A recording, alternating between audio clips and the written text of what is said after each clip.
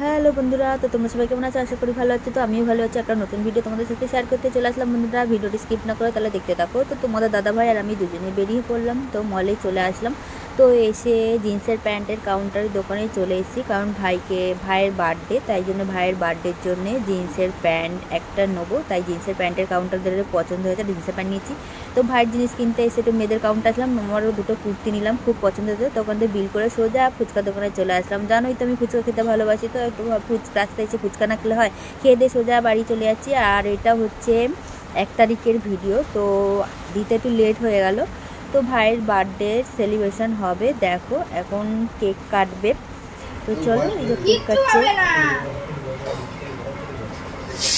Happy birthday to you, happy birthday to you, happy birthday to আর ভাই, happy birthday to you.